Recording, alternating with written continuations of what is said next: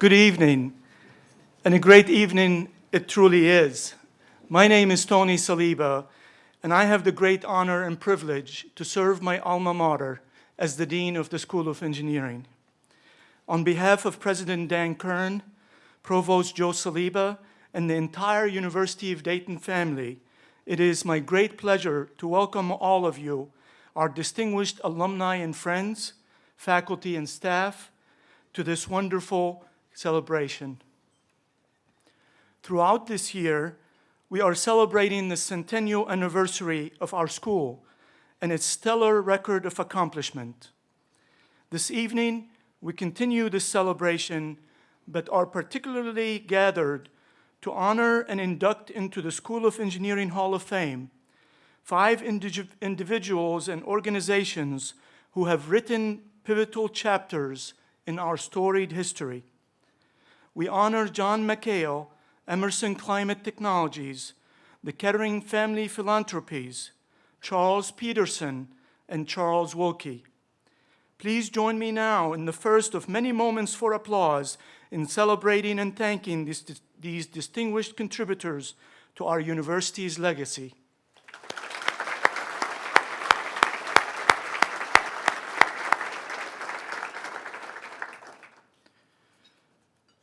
Our president and our inductees will be individually introduced and recognized later in the program.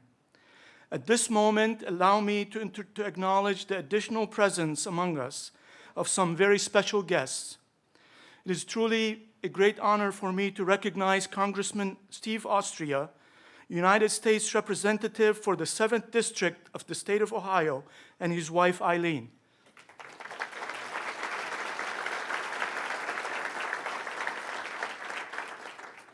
Please help me recognize Board of Trustees members, Father Jim Fitz, Vice President for Mission and Rector,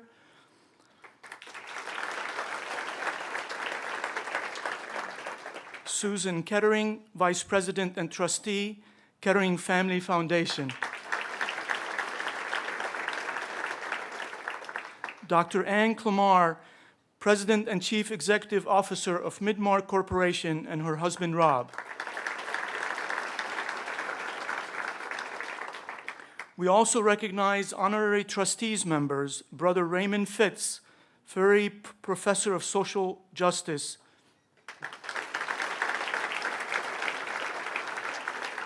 Brother Tom Giardino, Executive Director of the Association of Marianist Universities, John McHale, Chairman of Breaking Point and Chairman and CEO of Tracking Point, from the President's and Provost's Council, Tom Burkhart, Vice President for Finance and Administrative Services, and his wife, Joni. Father Joe Kozar, Assistant Rector of the University of Dayton. And Provost Joe Saliba and his wife, Taya.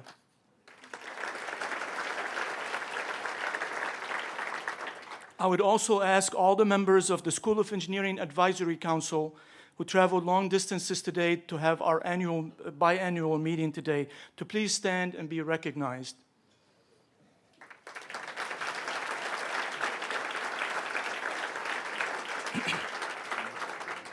I'm very proud of all of our faculty and staff and their families. Over 100 of them are here this evening. Instead of asking all of them to stand, I will ask one faculty to stand and represent them.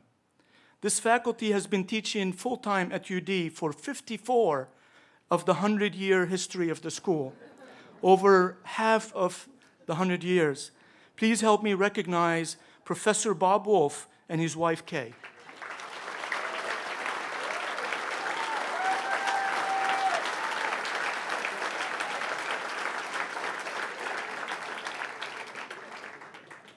Without question, the greatest strength of our School of Engineering has been our students, so many of whom have gone forth to distinguished careers in engineering and contributing lives in their communities. One of these special alumni is Jody Hoying. Jody received her bachelor in chemical engineering in 1999 and her master's in materials engineering in 2000. She's a senior engineer in research and development at Procter & Gamble. This evening, Jody honors us by serving as the chief engineer and conductor of our evening's festivities. Please join me in welcoming Jody Hoying.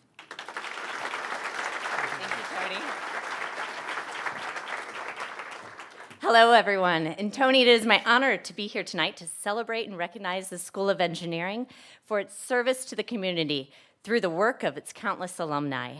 To me, it is overwhelming to imagine how many people have been served by the products and services developed by the alumni that have passed through these halls in the last 100 years. Without doubt, my own approach to innovation and service to others has been affected by the University of Dayton. My innovation was fostered during my 5 years at the University of Dayton by the investment of caring professors, challenging team projects, and employment with the Research Institute. The humanities courses at the center of my education also prepared me to seek truths beyond technical problems and prepared me to understand people in diverse situations. I would not have been chosen at Procter & Gamble to study, do work for us, a very service-oriented work, in understanding the cleansing needs of the impoverished, had it not been for the broad life lens the University of Dayton equipped me with. Additionally, the School of Engineering is especially dear to my family, since I met my husband, a 1998 mechanical engineering graduate, in the engineering computer labs. So I suppose I'm a little thankful that laptops weren't very popular in the 90s, and Matt and I got to spend lots of late nights together in KL 203. So on this note of Thanksgiving, I want to introduce my religious education instructor, Father Chris Conlon, to give us, beyond that, he's the Marianist liaison for the School of Engineering, and he will give the invocation.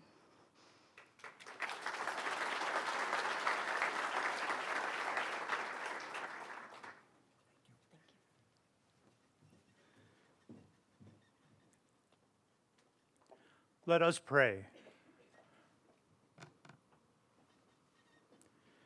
Creator God, we gather together this evening as we continue the celebration of the 100th anniversary of the University of Dayton School of Engineering. We want to recognize 3 graduates of the UD School of Engineering whose work and accomplishments have enriched both knowledge and life in the United States and earned for them national and even international recognition. We are thankful for the God-given insight and intelligence of each of these recipients this season. Charles Peterson of the UD class of 1926, a chemical engineer who won a Nobel Prize in 1987. Charles Wilkie, UD class of 1940, a biochemical engineer pioneer and founder of chemical engineering at the University of California, and whose lifelong dedication to education continues here at UD. And John McHale, UD class of 1978, a technical business innovator whose leadership extends to preparing UD students for a life of skill and service to the profession and the community. Likewise, we recognize 2 organizations whose assistance has been financial and ongoing. The Emerson Climate Technologies for their advisory expertise and career opportunities in entrepreneurial engineering education through our Innovation Center. And the Kettering Family Philanthropies, which continues Charles F. Kettering's legacy philanthropy, engineering excellence, education, and innovation. Finally, loving God, we ask your blessing upon us, on this food and drink which we share this evening, and on the people who prepared and served this dinner. May we be strengthened by our coming together this evening and sharing in this recognition dinner celebration. We make this prayer in your name, Creator God, you who live and reign forever and ever. Amen. Bon appetit.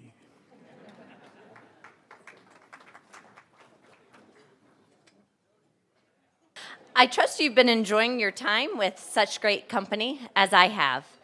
Please join me in thanking the staff of Events Planning for their expert orchestration of this evening.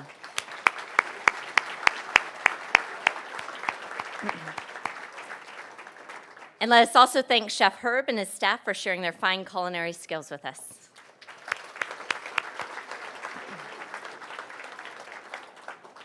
It is now my pleasure to introduce President Dan Curran, who will offer some remarks as we begin the official program of this evening.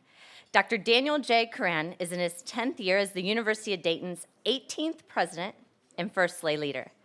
Dr. Curran is guiding the University of Dayton through transformational times and presiding over an era of remarkable growth. By almost every measure, from enrollment to research dollars to rankings, the University of Dayton has grown in stature during his tenure. Under President Curran's leadership, the school has continued and enhanced its tradition of excellence in exceptional teaching, nationally funded research, and Marianist-inspired service to Dayton, our region, the nation, and the world. And as if that were not enough, Dr. Curran has also presided over the spectacular renovation of Kettering Labs into a state-of-the-art teaching and research facility. Additionally, his vision led the University of Dayton to acquire the former properties of the NCR Corporation. Today, the former Fortune 500 headquarters is now the front door to the University of Dayton National Alumni Center, Research Institute, and many dimensions of the School of Engineering. Please join me in thanking Dr. Curran as we welcome him to the podium. Dr. Curran.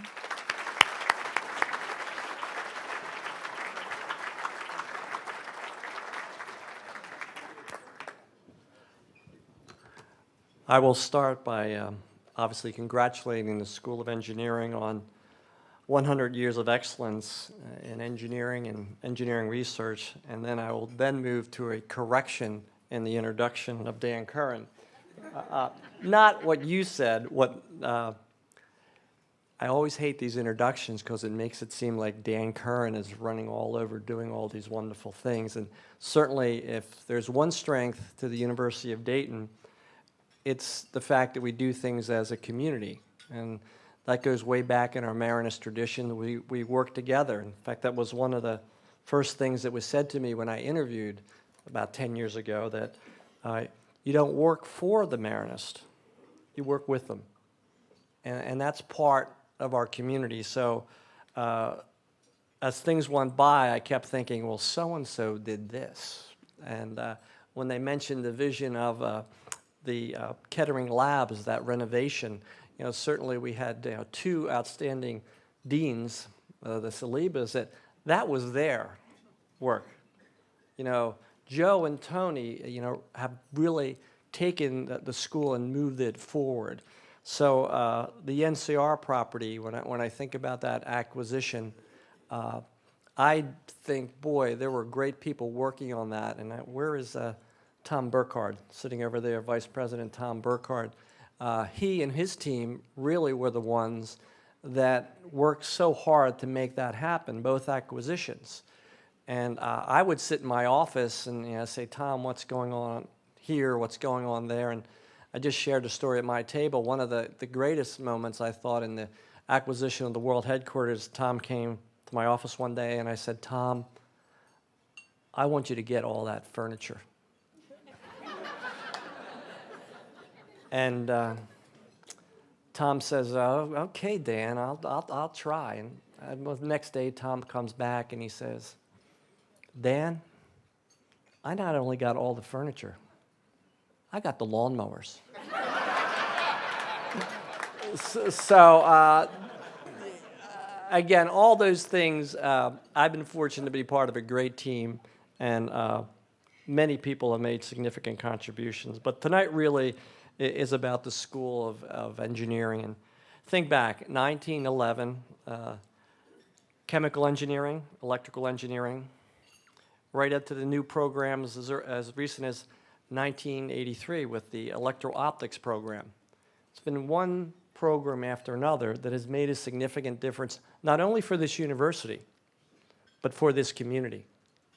The contributions to the School of Engineering and the UDRI, which came out of the School of Engineering, had just been wonderful. Continuous progress. Now, I will admit, when I was named president, and I was a sociologist, I think they got a little concerned. But I don't think I slowed down the progress. And again, it's just a wonderful group, and I know we're celebrating several people and organizations, but I do want to say that if we had another plaque for the Hall of Fame, it would go to the faculty of the School of Engineering. And we really should do that. Because I'm sure many of you could share stories here about how the faculty want that extra mile, how they made sure you made it to that co-op, that you had that experience that made a difference, and they continue to innovate. They continue to build the reputation of the institution. There's going to be a lot of discussion of the School of Engineering, but I'm just going to touch on a few things about what's going on in the university. And again, we're having a great run at the university. So enrollment. Last year was another very strong, very large class. It was a record year for the university. This year, our applications are ahead 20% over last year. 20% increase in applications. Now, we actually want to bring in a smaller class, and Dr. Saliba has assured me that that will be the case. But we're a university now that people come here from around the world, So over 50% of our students are from out of state. 1 out of 10 students are international. It's the kind of experience you want for your students. And again, it really has worked out. Our academic programs, we continue to move forward and ask the big questions, be it about fuels, about sustainability. You look at the work that's being done in the School of Engineering, it's extraordinary. If you look at the work being done at the University of Dayton Research Institute, it's extraordinary. We're leaders. We're leaders not only in materials, where we're number 1, but you look at electro-optics, you look at all these other programs. We are certainly making a great difference. What else is going on in the university? Well, again, academically, we're moving forward, strong students coming in, recruiting great faculty. So from that academic perspective, the intellectual experience of our students continues to improve. We've always been a great institution. We are also always an institution that challenged itself to be even stronger. That's what we're all about. And we do it in community. The other interesting phenomenon that's occurred is just the growth of the campus itself. And there's many things I could point to. Probably when you drove in, you saw a lot of these things. So on Caldwell Street, we're building an additional 400 spaces for our students. That's still not enough. That's still not enough. If you drove down Patterson, you went by the 1700, the former NCR World Headquarters. We continue to move the Research Institute there and other programs. It was a great acquisition. If you're on Patterson, you probably drove by a GE Epicenter. That was a win not only for the University of Dayton and for GE, but for the Dayton region.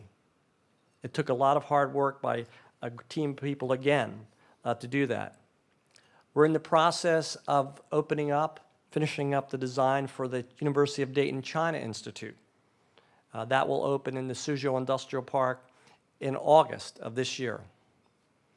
And I will assure the advisory committee from engineering that we will keep an eye on all the security issues. I had a talk, but I think we're in good shape. We're in good shape, but that's front and center. And again, there are issues, but we have approximately on campus right now about 500 students from China. 500 students from China. And so we're building upon that. Thank you. Our fundraising initiatives are moving forward very well. We have about almost $150 million in our campaign completed. And we're looking to raise about $340 million. So even during a very difficult time in the economy, we've continued to move forward. And Dave Harper, I don't know if all of you know Dave Harper. Dave Harper is now serving as the Vice President for Advancement. And please stand up, Dave, sir.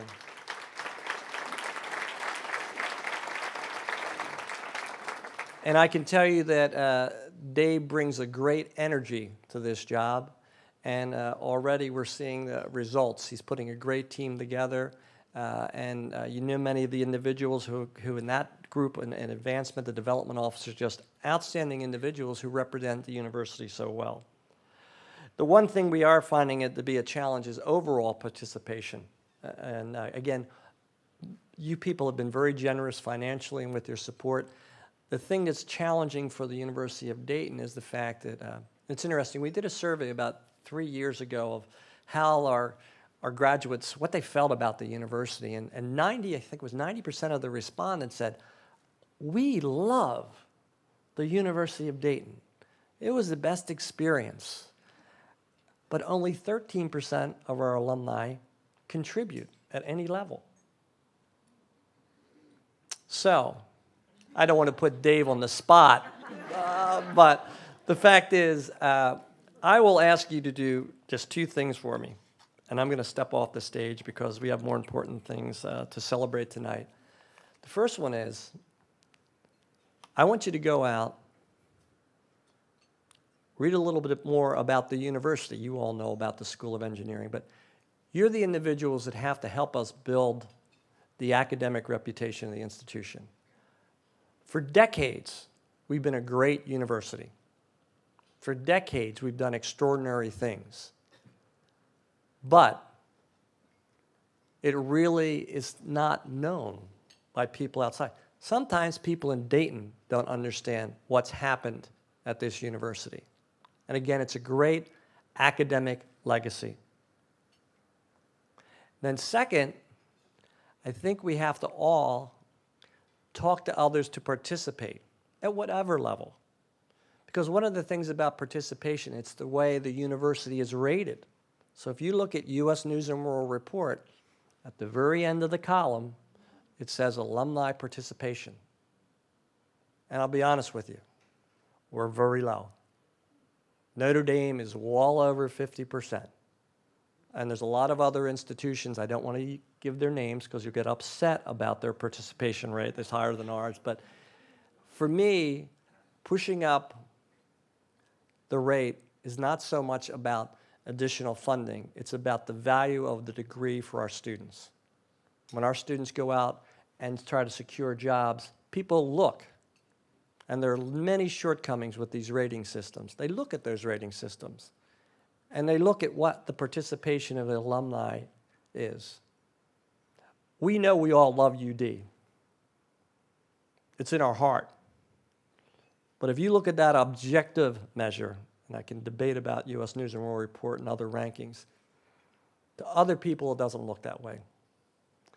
And I think in a way it says something negative about our graduates too. It affects the rating of the university. So I'm being very somber and being very direct. And this is a night for celebration. So I'm going to end by saying thanks, everyone. And again, we have a wonderful inaugural class for the Hall of Fame. And I thank all of you, and I especially thank the faculty and the staff of the School of Engineering, because you made such a difference for so many people. Have a great night, everybody.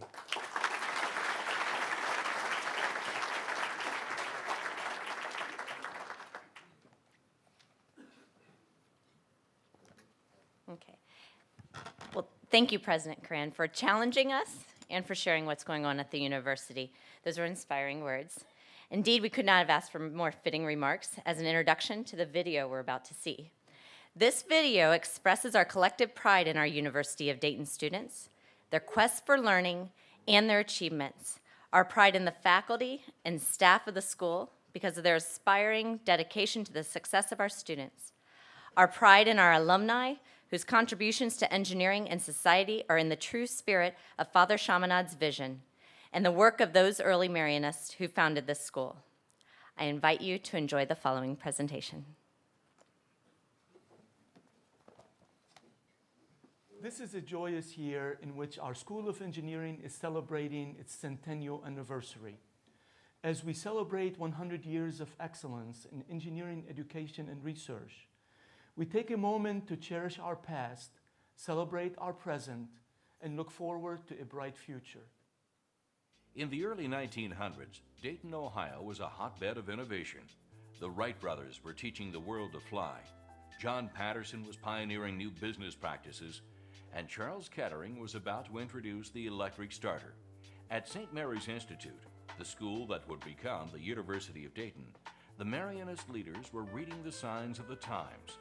They could see that these new industries would need young talent with practical skills in engineering, along with the virtues of a Marianist education. In 1911, they began the first engineering programs, chemical and electrical engineering. Mechanical engineering followed in 1914.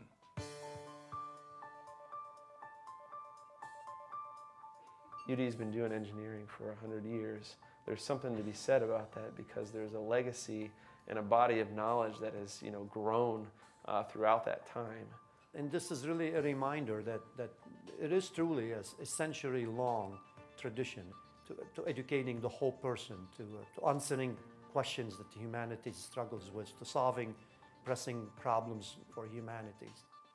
The evolution from a fledgling program in 1911 to a world-class engineering school in 2011 was made possible by generations of outstanding faculty and students. Brother Ulrich Rappel built distribution boards and other electrical equipment the students used for experiments. In his spare time, he wired the campus for power. Brother William Wohleben taught chemical engineering. He lobbied for more space and was able to create chemistry labs above the women's gymnasium.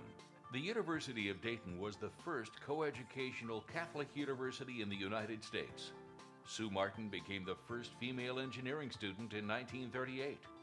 In 1949, Dr. Kenneth Trout, a professor of mathematics at UD, received a contract from Wright-Patterson Air Force Base to analyze data on aircraft flight loads. The success led to additional contracts, and Dr. Trout hired some of his best students to help with the research.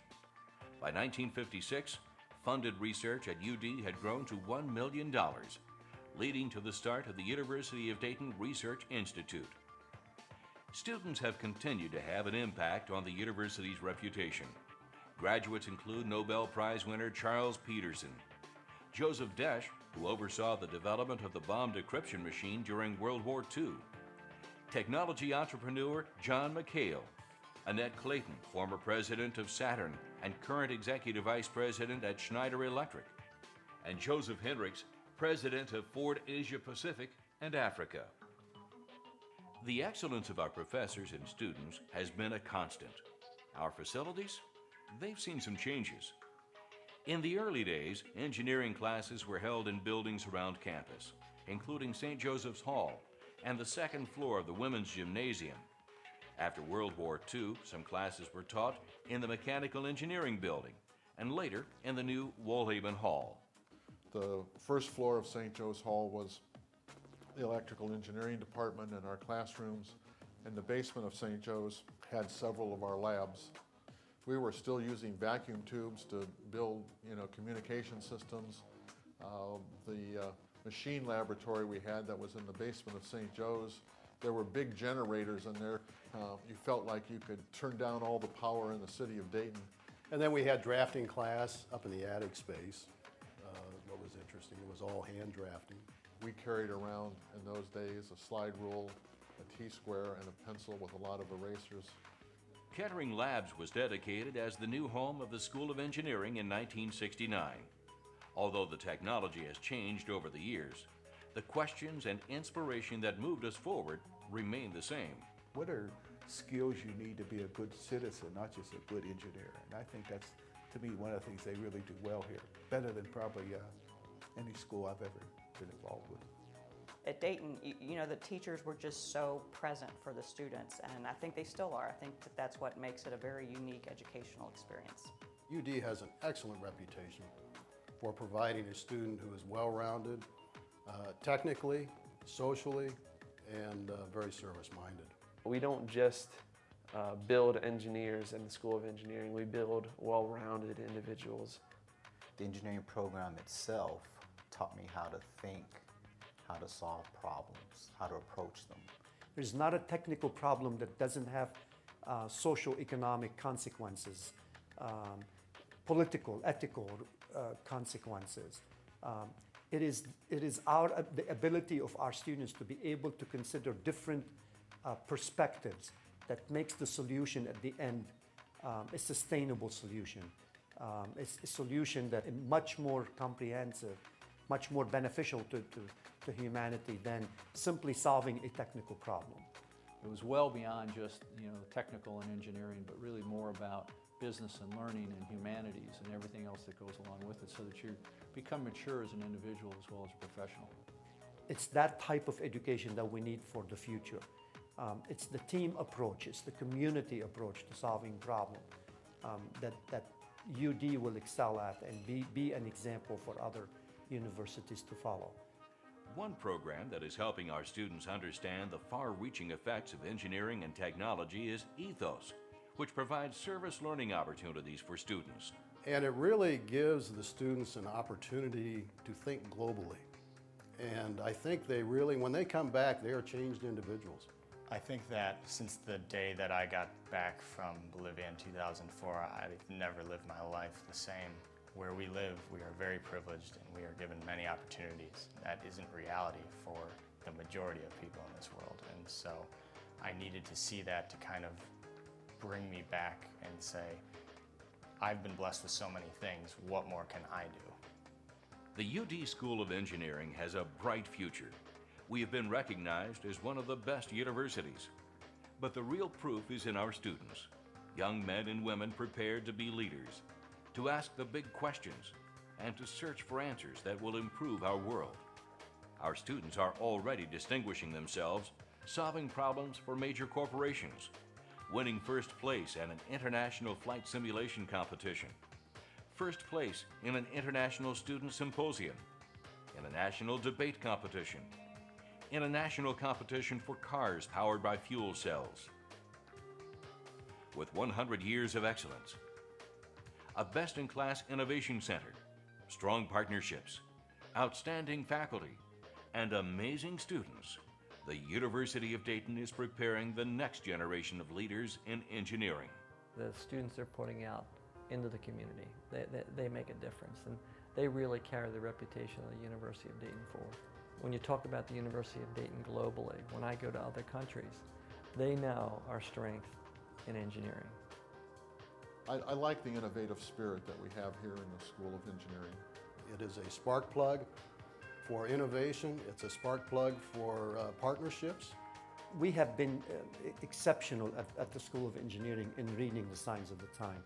We're constantly sensing what's around us and constantly reacting and adjusting our education and our direction, with always our sights on providing the best possible education we can provide. And when I graduate in May, I want to go out and make a difference in the world. And I feel that the University of Dayton has given me every opportunity that I could have asked for to ensure that I will be as prepared as I can. I invite you to join us on our journey into the future. As I mentioned to our faculty and staff at the beginning of the year, with 100 years of excellence, what we do in the next few years will set the stage, the course, for the next 100 years. Looking ahead, we know what the university footprint has to be. The School of Engineering has a critical role to play in the community and the region. I truly believe, working hand in hand, we have the university leadership, faculty, staff, and wonderful alumni and friends, and the vision and responsible capability to have the University of Dayton be a shining beacon for the next 100 years. A century of excellence, a community of innovation, a future of unlimited opportunity. Okay.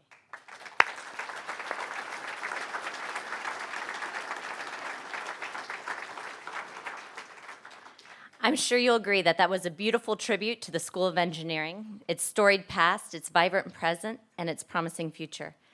Now, let us begin the Hall of Fame induction ceremony, the very occasion that has brought us together this evening. On the eve of the 1960s in the United States, Charles Peterson watched with amazement at the activity unfolding before him in the DuPont experimental station. A molecule containing hydrogen, carbon, and oxygen atoms arranged in a ring emerged. The structure Peterson called crown ether behaved in a very unusual manner. When atoms of certain metallic elements, such as sodium or potassium, pass through the center of the ring, they attach themselves to the exposed oxygen atoms and fit like a key in a lock. The crown compound then acts as host, taking its guest to a place where it would not otherwise go. The result of Peterson's 9-year work on crown compounds paved the way for pharmaceutical and biological research. These molecular vagabonds even earned Peterson a very special phone call from Stockholm. Peterson was named among the recipients of the 1987 Nobel Prize for Chemistry. For 32 years, Peterson worked in the Jackson Laboratory. In just 10 years, he secured 30 patents for antioxidants and other commercial products. He helped improve the process for making a gasoline additive and discovered the first deactivators to counter the degradative effects of heavy metals in gasoline, oils, and rubbers. Over the course of his career, Peterson accumulated 65 patents and contributed to countless products and research. But before he took home the Nobel, he nabbed a different accolade, the Good Conduct Medal during his days as a flyer.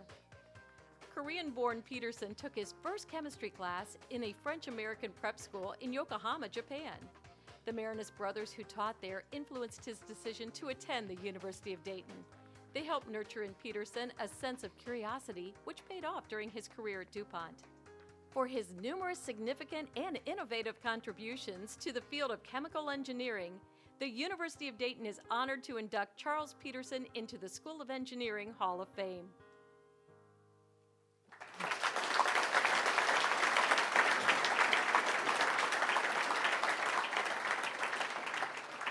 Receiving the honor on behalf of Charles Peterson is Dr. George Lamb, DuPont Fellow.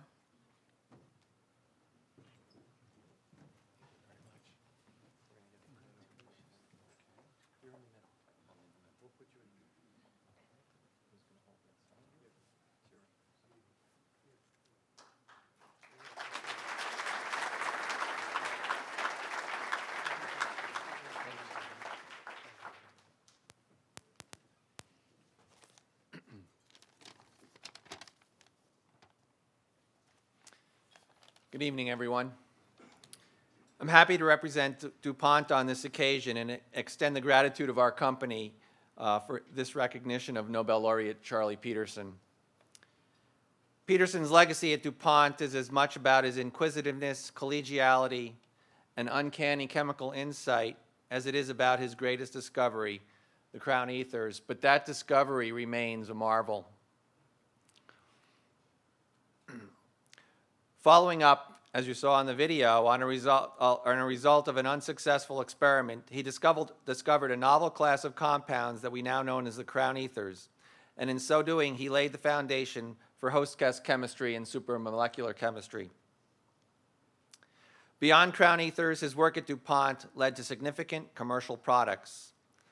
On the day that Charlie's Nobel was announced, one former colleague reminded DuPont's CEO that Charlie made millions of dollars for DuPont when millions of dollars was still millions of dollars.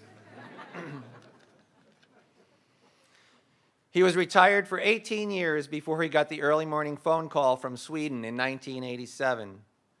During his retirement, he went fishing, painted, did bird study, and wrote poetry. It was his artistic sense that earlier led him to see the macrocyclic ethers in metaphorical terms as the crown ethers because of their shape. And it was an endless source of satisfaction for him that the international chemical community accepted his nomenclature for his compounds. I'd like to relay Charlie's own words to you from his acceptance speech for the Nobel Prize. My 4 years in Dayton and a year in graduate school at MIT were pleasant and taken up with activities that made me into an American. This perhaps also molded my scientific character and represented something of a personal metamorphosis. The sequence, Dayton first and then MIT, was also good, making a false start by a young man much less likely. The University of Dayton was a college of 400 men, most of them living in dormitories under a strict monastic regimen. Training of the spirit was considered as important as training of the body and soul. I enjoyed all phases of the training. I became vice president of my graduating class, won letters in tennis and track, and a gold medal for excellence that reflected my 4 years of performance there. Excellence in general was encouraged. I was even awarded a gold medal for conduct. Today at DuPont, the company's top scientists are the DuPont Fellows, and I am happy to be their representative. We honor our predecessor, Charlie Peterson, every year when from among the thousands of DuPont scientists worldwide, we select the winners of the Peterson Medal. It's given for a technological achievement that reflects scientific excellence and outstanding contributions to our company. When we next gather to select a Peterson Award winner, I look forward to sharing this latest recognition for Charlie Peterson, himself now a member of the University of Dayton School of Engineering Hall of Fame. Thank you very much.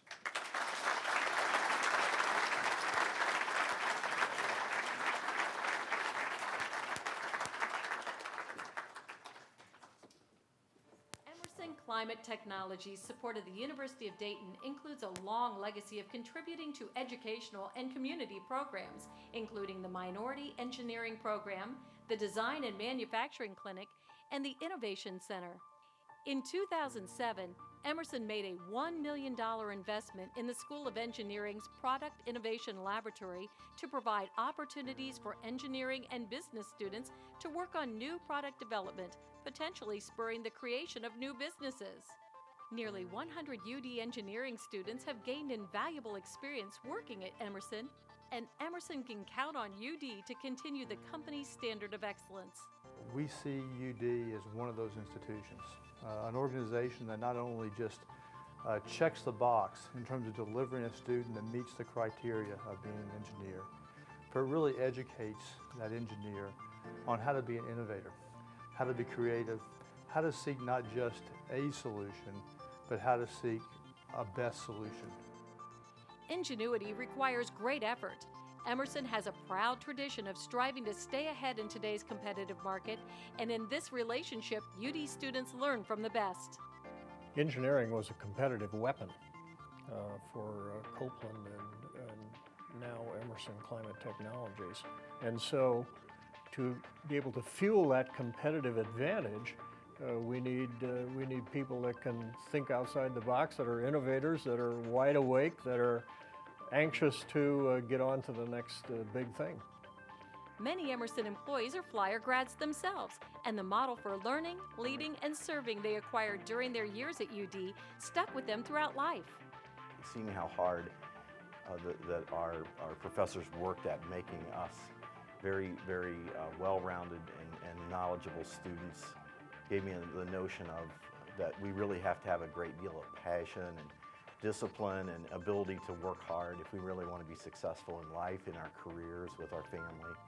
The unique relationship Emerson and the University of Dayton have is a fantastic example of how any two entities with a shared vision of improving their region can cooperate to make that region flourish. The fact that we've won this award is for me a reaffirmation that those relationships work, that when we invest in educational communities like the University of Dayton, we get a return. We get a return on investment from our students. We get a return on our investment from the community. And the fact that the University of Dayton recognizes an inaugural member hopefully reaffirms to us that that relationship is working both ways, because it is important to us. And we value and respect all that the University of Dayton does in this community. And we're very honored that they would select us as an award winner in this event. for being a true community partner in nurturing innovation and for always striving for the exceptional, the University of Dayton is honored to induct Emerson Climate Technologies into the School of Engineering Hall of Fame.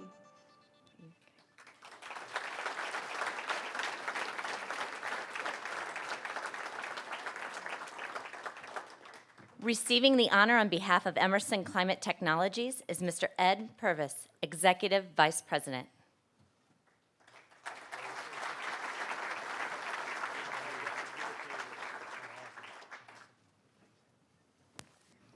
Well, good evening. You know, it's a real honor for me to stand up here tonight and represent all the things that have happened between the University of Dayton and Emerson Climate Technologies for many, many years. And I think the fact that we're here tonight is really a reflection of the commitment both organizations have made for a long time to do the things that are not only right for our company, not only right for the University of Dayton, but right for our community. And I'm excited about that, and I'm really excited to be here. You know, for those of you who don't know much about Emerson or Emerson Climate, Emerson's about a $25 billion business located in St. Louis. Emerson Climate, located about 40 miles north of here, is about a $4 billion business, really focused on air conditioning and refrigeration products. Now, I'm not going to spend a lot of time tonight talking about our business, our culture, but I think it is fitting just to mention our business is really built around a passion and commitment to lead.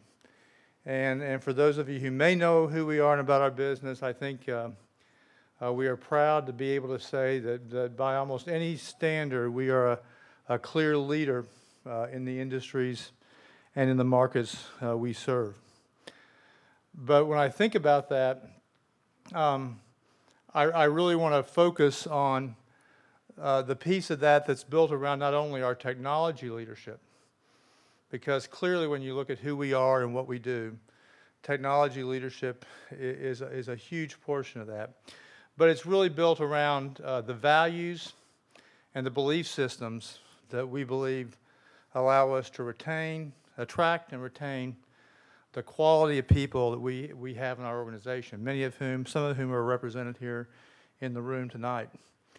I think this relationship works with UD because we share that passion, because UD fully embraces and fully understands the concept that there's much more to being an educational institution than an academic degree, than just educating students on the tactical requirements to fulfill the requirements of a particular degree.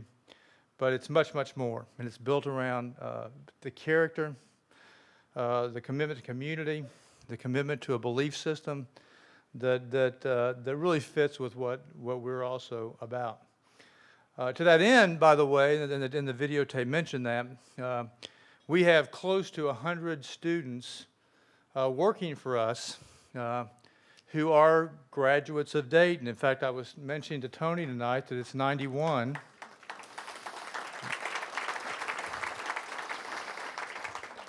Now, Tony, I just want to get this on record. That at the reception tonight, when I said 91, you said when we got to 100, we'd have a celebration. So, Bob, Monday morning, I want 9 recs on my desk. And next Friday night, we're having a party. So with that, I just want to close by saying, thank you. Thanks for everybody who's here tonight. Thanks to the University of Dayton. Tony, Dan, thank you for this recognition. I think it is equally a reflection of who the UD is, as it is of what we've done with your organization. So thank you very much.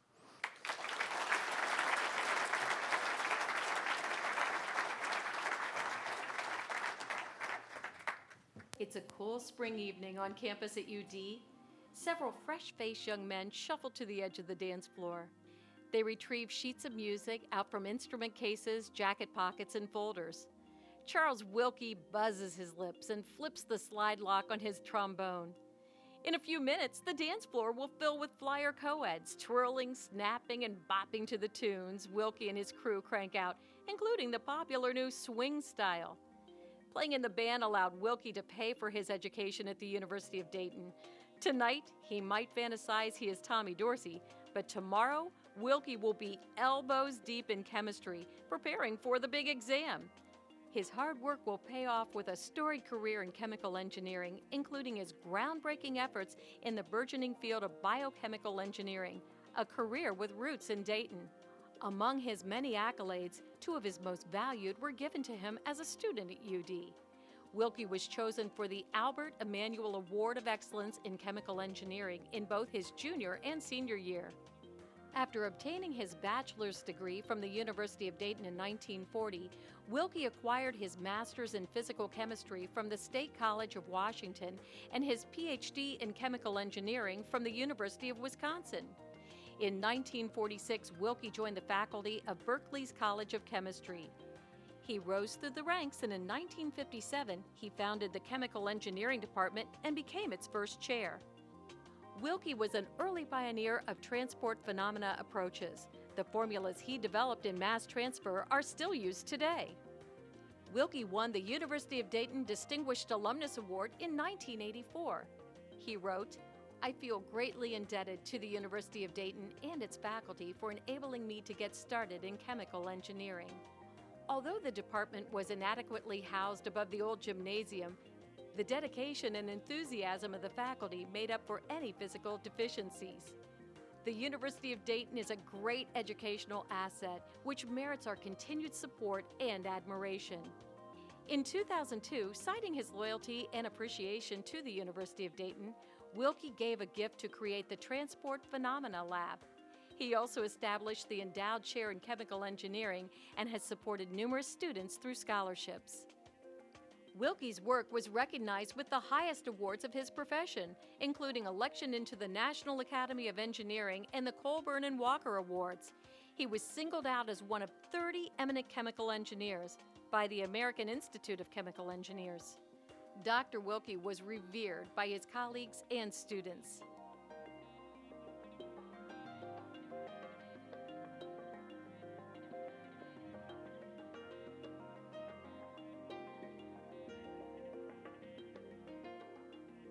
Charles Wilkie was a man who appreciated the arts and excelled in engineering. For his enduring contributions to education and the profession, we are honored to induct him into the University of Dayton School of Engineering Hall of Fame.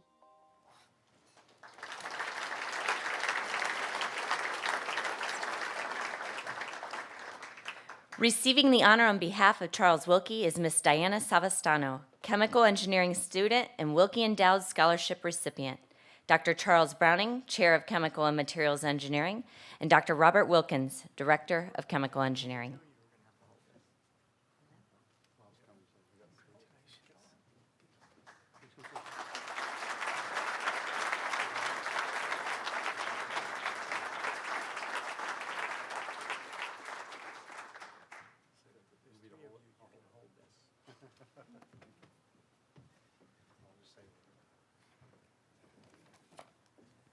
What a great privilege it is for me to accept this honor on behalf of the late Dr. Wilkie, his wife Bernice, his family, and the Chemical Engineering Department. Allow me to acknowledge the members of his family present here tonight. Dr. Wilkie's grandniece, Joan Krieger-Foles, her husband Leonard, and Dr. Wilkie's grandniece, Joelle Hatmaker. Please stand to be recognized.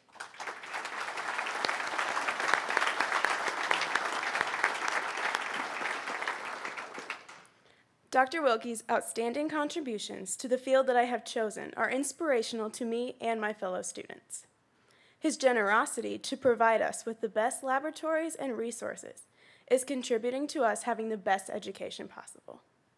And his scholarship endowment is making it possible for many outstanding students to choose UD over other prestigious schools, and for others, making a great University of Dayton education possible. The endowed music scholarship he created in honor of his sister Eleanor is testimony of his appreciation of the Marianist philosophy of educating the whole person. I know he and Mrs. Wilkie are looking down on us tonight with tremendous pride and appreciation for his alma mater, and with a smile that Dr. and Mrs. Wilkie have made a difference in the lives of engineering students, just as they have made in my own. You heard in the video how appreciative he was of his education at UD and the dedication of his Dayton faculty. He modeled his own teaching after his own experience with Dr. Wolleben and his other University of Dayton professors.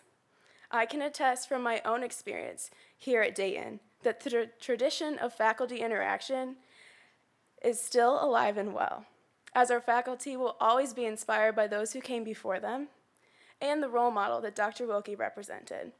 Thank you all very much for honoring Dr. Wilkie.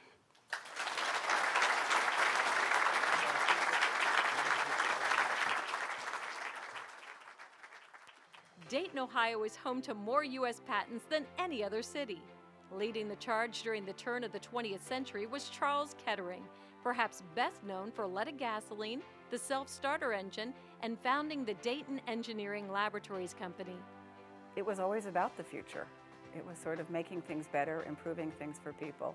He saw that there was a need or something needed to be improved, and he just went out and tackled it and tinkered with it until he found a better way to do something. Always trying to make things better. Perhaps Charles Kettering's most important contribution was a lesson in giving. He founded the Kettering Foundation in 1927 to help citizens and organizations improve their communities. His son, Eugene Kettering, carried on his legacy through philanthropic endeavors. Eugene also continued the family's engineering prominence with pioneering efforts in the automotive industry. Kettering Labs, the home of the School of Engineering, is named in honor of Eugene Kettering. Today, the Kettering family continues to support the Dayton region through the Kettering Fund, the Kettering Family Foundation, and the Virginia W. Kettering Foundation. The family provides support where they believe it can have the biggest impact. One of those areas is education. Education is very important to the family. The first impact is through scholarships. The University of Dayton is a wonderful school and provides a great education, and we want to make it as accessible as possible, particularly to the people from this community. And the University of Dayton is a very, very important part of the Dayton community, and it does a lot for the whole community. The Kettering family has supported numerous University of Dayton initiatives through the years. The family's support of the Minority STEM Summer Bridge program helps incoming minority first-year students majoring in science, technology, engineering, or math the opportunity to get a head start on their first semester. For its passionate, purposeful commitment to community and education, we are proud to welcome the Kettering Family Philanthropies into the University of Dayton School of Engineering Hall of Fame.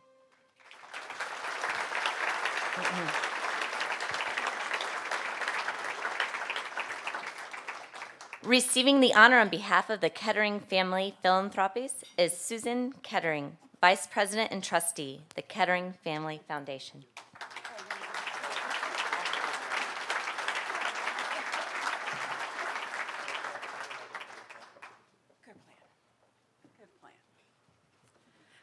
This is quite an honor, and I want to thank the university and Tony and everyone on behalf of the entire family. And Judy, are you here somewhere? And Judy Thompson, our executive director, who without most of us would be lost. She does the research and all that nitty-gritty, which certainly helps make all of our lives easier. So thank you, Judy, for all that you do from the family. When I was asked to speak, one of the questions was education and how it plays a role in our family. And so I did a little extra research beyond what Judy gave me, and came up with some similarities. When I was young, my father passed away when I was 13, so I have very limited memories of my time with him. But I remember strange incidents. Got a flat tire once. I was 12. My father said, "Fix it." And he got out of the car and he sat on the grass and just watched and waited and waited. And I finally found some tools, and lo and behold, had I been a little stronger, I probably could have gotten the tire off, but it was from 1935 and it was a little rusted, so I couldn't get it off. Another time, we were out camping. He handed me a tarp and said, make a tent. Excuse me? And he said, figure out how to make a shelter, and off he went. He and my mother did have a tent, by the way, that evening. The rest of us didn't. So I made a tent. It wasn't really good when the wind picked up that night. I have since gotten much better at making tents. And when I was researching for this, I found that Charles Kettering took his son Eugene out and they did Boy Scouts together. And a lot of that was very hands-on. And so I saw a pattern that has existed. So education beyond formal education has been a very important part of the family, with a lot of tinkering and a lot of very hands-on experiences. I've taken apart a few sinks, I've taken apart a dishwasher. That didn't end well. The sink was much better.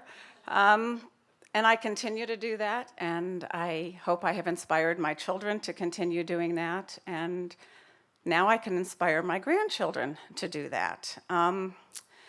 And I hope that the students from University of Dayton will also continue to be inspired to reach out and do things. And one of the quotes I came across was, I'm actually not going to use one I've used before, was in a book that was written on my great-grandfather, and it said, "Let's not become great egotists just because we have made some progress. There are many problems yet to be solved, and it seems to me there are just as many as when I was a boy, but the opportunities are much greater, so let's get to work." And I hope that the students here at UD will continue that and will get to work on solving the problems we have out there, and I know with the help of the faculty, they will be able to do just that. Thank you.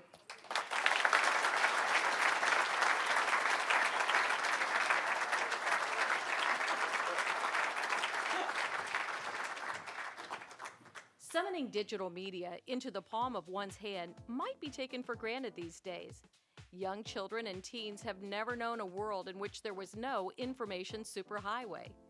But it is thanks to visionary individuals like University of Dayton graduate John McHale that disseminating information at lightning-fast speeds is possible. Also to thank is the fact that McHale is much better at startups than he was at layups. McHale tried to join the UD basketball team as a walk-on his freshman year, but in order to keep up with the rest of the players, he had to work especially hard, to the point where he began cutting classes and labs.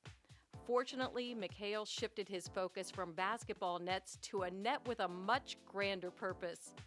After graduating in 1978, he started at Texas Instruments, where he worked on rocket projects until a new, budding technology caught his attention.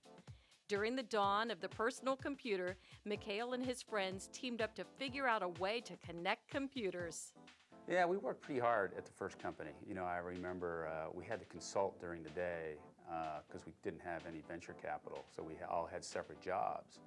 And you know, the way I survived, one time I was driving from the first job to our company at about 8 o'clock at night, and I saw a place that said 30 tans for $7. And when I said, well, I can stop in there and sleep. And then they didn't care how long you tanned. I didn't actually turn the tanning bed on. I would go in for 45 minutes and sleep, and then go to net worth and build our products. With no startup capital, McHale's overworked but enthusiastic team created Net Worth, which was later sold to Compaq. Now in the early days of the internet, McHale stumbled upon another problem he would charge ahead to solve. McHale's new venture, NetSpeed, developed the first broadband technologies for phone companies to provide faster connectivity to the internet. This time, there were enough funds for McHale to work on a new startup and have an appropriate place to rest. NetSpeed blossomed and was sold to Cisco, allowing McHale to move on to another venture, Tipping Point. The company, which focuses on network security products, is now part of HP. A proven visionary in technology, McHale continues to be a leader in the field. He is currently chairman of cybersecurity company Breaking Point and chairman and CEO of Tracking Point, a defense technology company developing the first precision-guided firearms. McHale hasn't forgotten his time at UD and has supported the engineering program through scholarships and donations. To honor one of his engineering professors, he established the Bernard Schmidt Chair in Engineering Leadership and has provided funds for the improvement of learning spaces, including the state-of-the-art Innovation Center. For his contributions to technological advances and for his support of the University of Dayton, we are honored to induct John McHale into the School of Engineering Hall of Fame.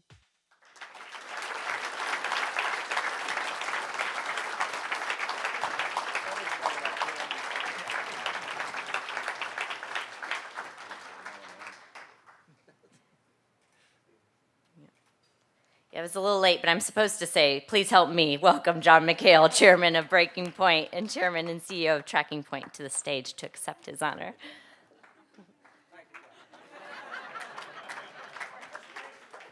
Wanted to make sure I was in that 13% before I got up here.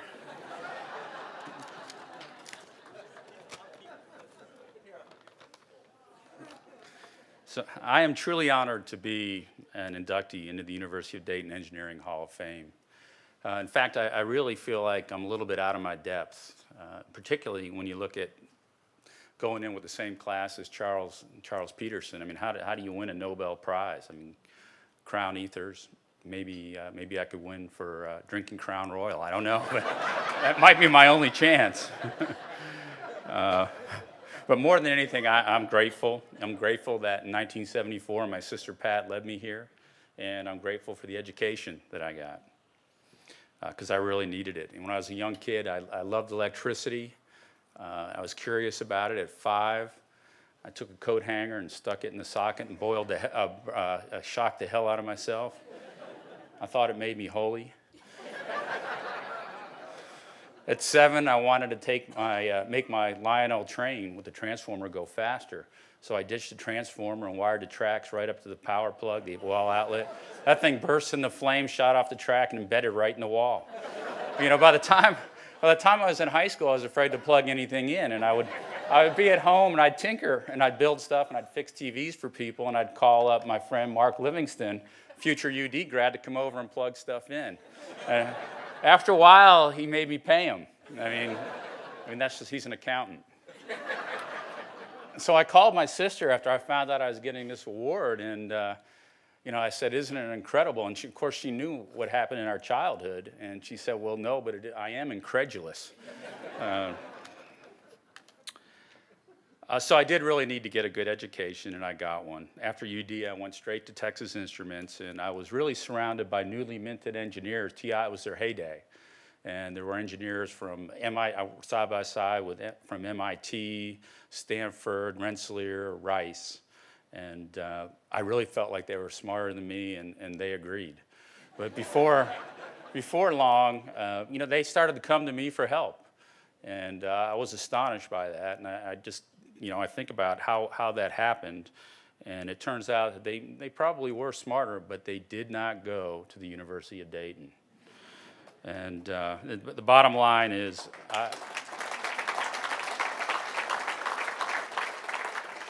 I was better prepared, period. The UD Engineering School and the university writ large had a transformative impact on me. The rigor, progressive curriculum, pragmatism, the focus on educating the whole person are really unique to UD. I know we say those things all the time here, but I talk to other people about their education, and that philosophy pervades only this culture. So I am forever grateful for the many gifts the school has given me. And I'm particularly grateful for the lifelong friendships I've formed at UD.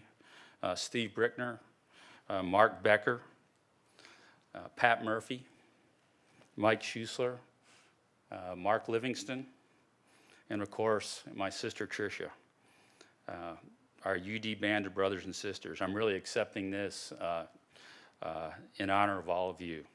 Thank you, and congratulations to everybody for 100 years of greatness. Thank you.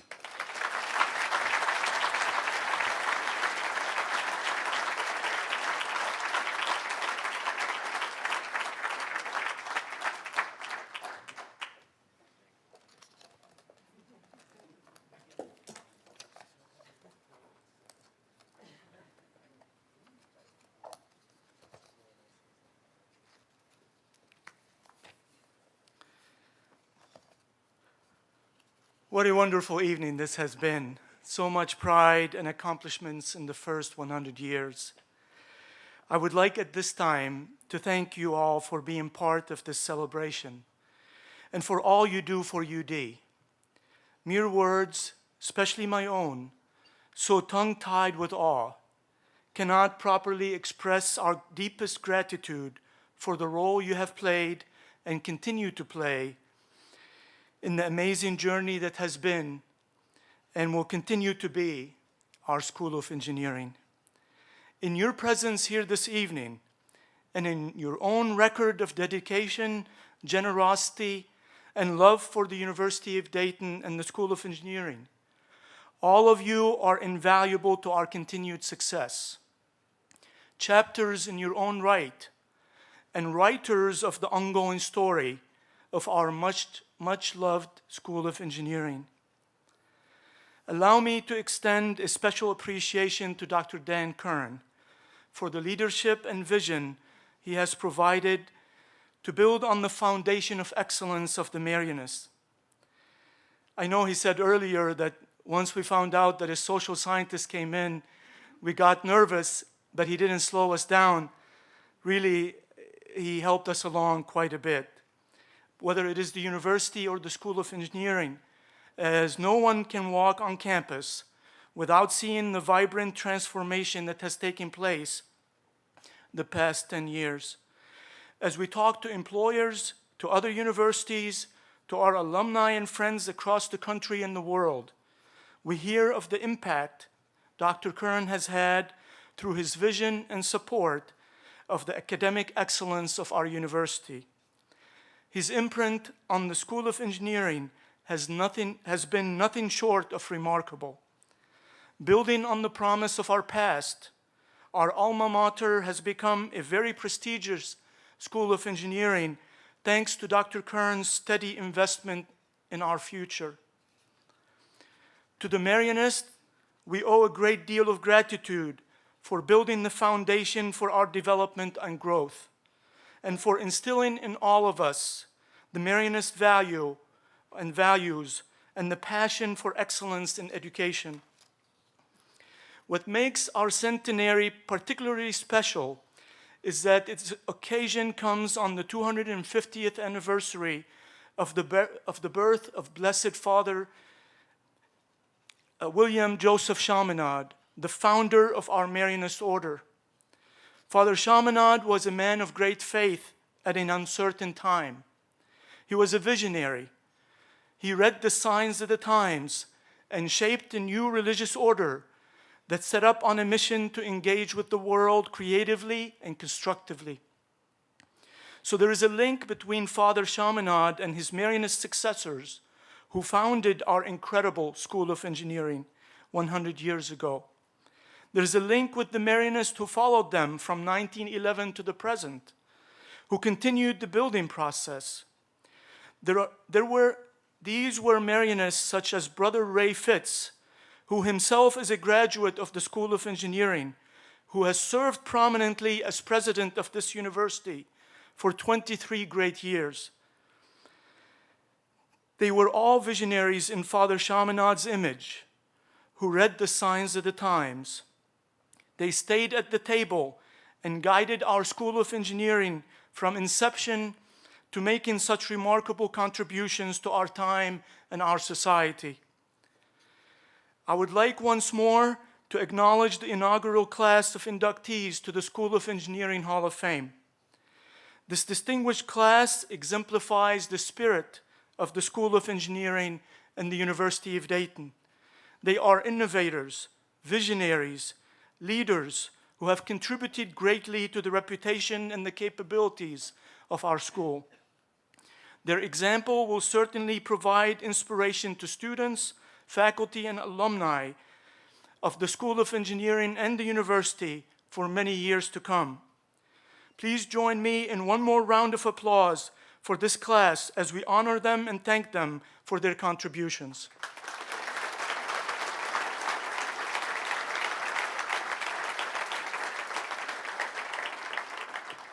Thank you again for being here this evening. It meant a lot to our faculty and staff, the turnout that we had this evening, and the support that you continue to provide us. Let us now close this wonderful evening with a benediction offered tonight by Father Jim Fitz, our Vice President for Mission and Rector. Father Jim.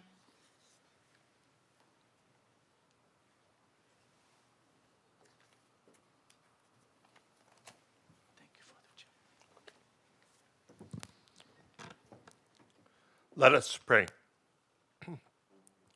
Gracious and loving God, as we conclude our gathering here this day, we conclude in thankfulness and praise. We thank you for the food, conversation, and friendship we have shared.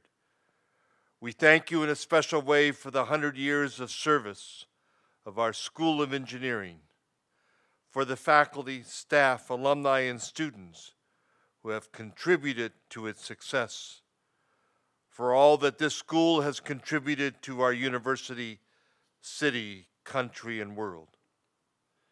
May the present faculty, staff, and students of the school continue the tradition of searching for wisdom and inspire us as a university community to steward this educational institution for a new generation of scholars committed to seeking the truth and being a community of faith committed to leadership and service. As we conclude, we ask you, our loving God, to bless us and keep us, to let your face graciously smile upon us, and to grant us peace, now and forever. Amen. And I have one final announcement I was asked to make. Before you leave this evening, you to look at the back of your program that was on your table. If it has a red dot, you have won the centerpiece at the table. Thank you very much for being here.